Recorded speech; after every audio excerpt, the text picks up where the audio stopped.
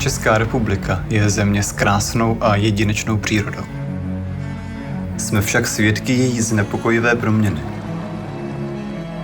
Usychají lesy, hynou včely, ubývá ryb i ptáků. V orné půdě je méně a méně mikroorganismů. Stává se mrtvou. Z naší krajiny mizí život. A co je horší, jde o celoplanetární proces.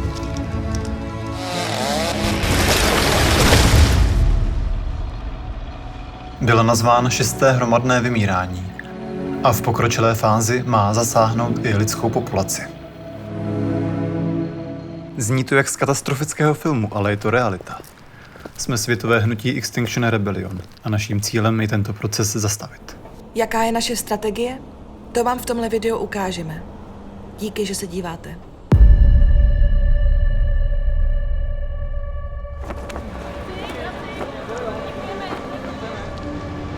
Extinction Rebellion, česky rebelie proti vyhynutí, je o hledání lepšího světa. O uměleckém vyjádření.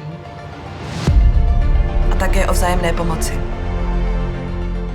Základním principem je pak nenásilný občanský odpor. Dozvěděli jsme se, že nezávislé afinitní skupiny Extinction Rebellion v tuto chvíli blokují magistrálu.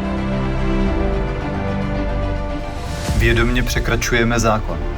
Jsme ale přesvědčeni, že neděláme nic zlého. Naopak, za špatný považujeme systém, vůči kterému se vymezujeme.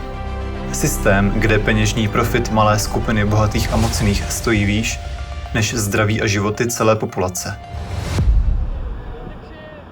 Může to působit radikálně.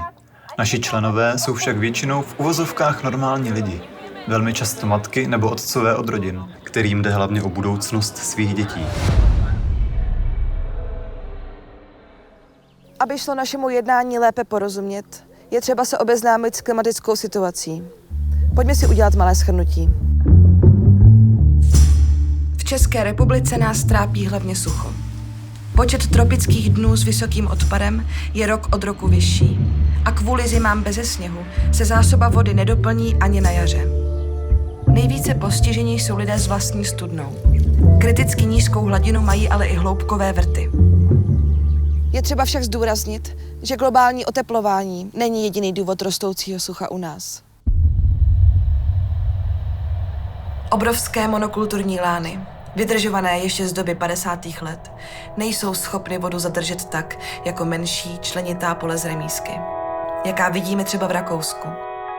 A jaká byla i u nás před komunistickou kolektivizací. To, co naše země potřebuje, je velká agrární reforma a návrat půdy zpět do rukou drobných zemědělců, kteří k ní budou mít vztah a kteří budou cítit onu velkou a vznešenou odpovědnost.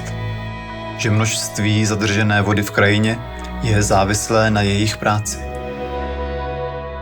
Avšak i tahle snaha vyjde na prázdno, když budeme pokračovat v pálení fosilních paliv.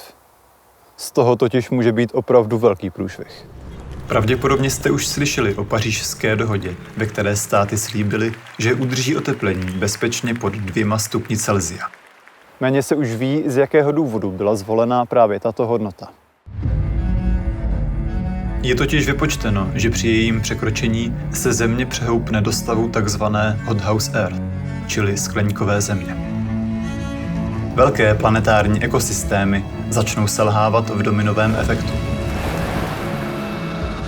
A země se bude propadat do stále většího horka, i když už žádné další emise vypouštět nebudeme.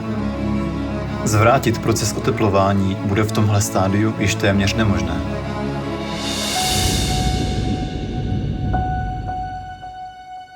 Problém je, že množství emisí i po 27 klimatických summitech dál nekontrolovaně roste. 2 stupně Celsia máme překročit už v následujících 30 letech. Za současných okolností je tedy skleníková země naše nejpravděpodobnější budoucnost. Neříkáme to proto, abychom vás zbůrarma strašili. Říkáme to, protože máte právo to vědět. Expertní odhad vývoje klimatu je nesmírně důležitý soubor informací, který ale ve veřejném prostoru prakticky nezaznívá. Je za minutu 12. Skleníkové zemi se ale stále můžeme vyhnout, když o ní budeme vědět, budeme podle toho jednat. Bude podle toho jednat naše vláda, společně s ostatními státy. České energetické závody však zdá se tuhle urgenci vůbec nevnímají. V dole Bílina je těžba uhlí naplánovaná i po roce 2040. Na Mělníku ČEZ staví nový uhelný kotel. ČEZ také prosazuje výjimku z emisních limitů pro 6 svých elektráren, včetně Počerad. Připomeňme, že vlastníkem ČEZu je ze 70% stát. Přechod na obnovitelné zdroje v naší zemi je možný. Spíš jako by chyběla vůle. Pro vládní špičky a vedení ČEZ by to totiž znamenalo změnit zaběhlý pořádek, přestavět mocenskou strukturu, začlenit do ní nové hráče a tím si ukrojit z vlastních privilegií i peněz.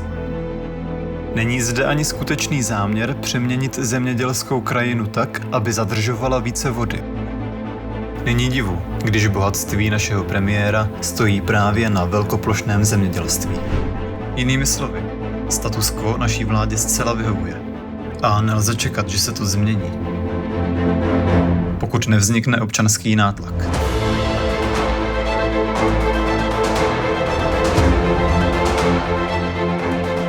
Posláním Extinction Rebellion je zvědomovat klimatickou situaci ve společnosti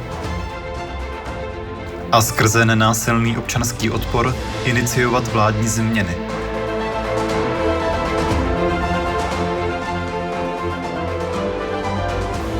Dojde k zákroku policie za použití donucovacích prostředků. My se budeme snažit, ale potřebujeme, abyste přišli znovu.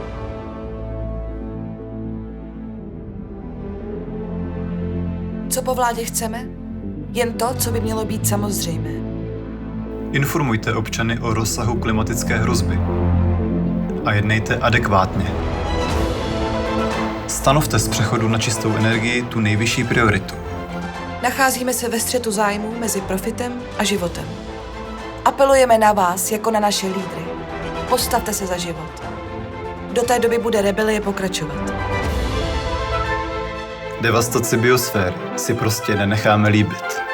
Nejsme ochránci přírody. Jsme příroda, co se brání. Možná jsme v tom spolu.